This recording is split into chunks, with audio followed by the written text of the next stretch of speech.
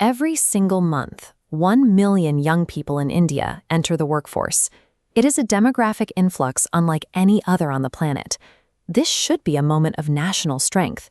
India is one of the fastest-growing economies on Earth, fueled by a world-class IT sector. But that growth isn't reaching everyone.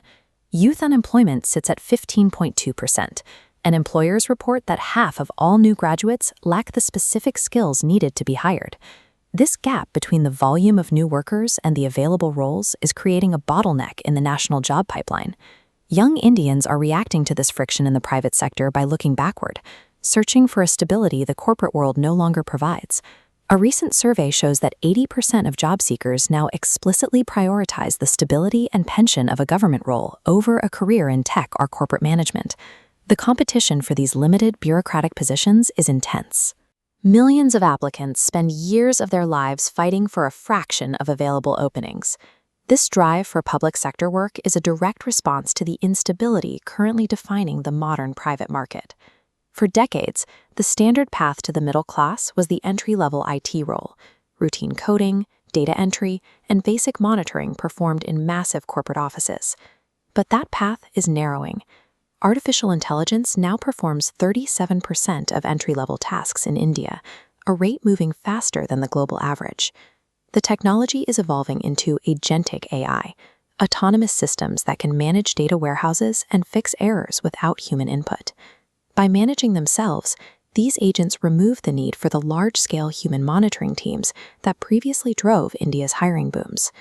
As automation climbs the value chain, the entry-level roles that once supported millions of workers are being removed from the workflow. At the same time, external forces are squeezing the market. The United States buys 55% of India's IT exports, but as the U.S. economy slows down, American firms are tightening their technology budgets. This shift has triggered massive investment outflows, forcing India's largest IT firms to freeze hiring and reduce their headcount.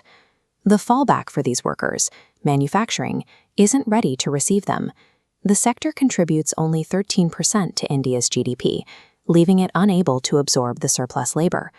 With IT shrinking and manufacturing stalled, 90% of the workforce is being pushed into the unregulated, informal, or gig economy. For millions of educated youth, the current economic structure offers fewer and fewer formal places to land. This economic exclusion is taking a quantifiable psychological toll. Researchers have documented significant spikes in depression and anxiety among ambitious young adults who find themselves chronically unemployed. This loss of agency is what makes the public sector so attractive. When the private market feels volatile, a guaranteed pension offers a sense of psychological and financial safety.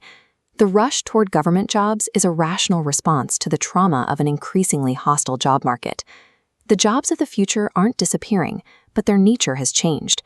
Performance is no longer about finishing a task, it's about collaborating with AI. Global capability centers are still hiring, but they have become extremely selective, focusing on talent that is already fluent in these new systems. This shift is spreading beyond the traditional tech hubs. This map shows that 25% of AI learners now come from non-technical backgrounds and smaller Tier 2 cities. The new barrier to entry is no longer just a technical degree, but the ability to apply human judgment alongside automation. The era of the routine, low-stress corporate role has come to an end. Success in this market now requires a rapid shift toward AI literacy. The consequences are national in scope. If India's workforce bridges this skill gap, the country could lead the global AI revolution.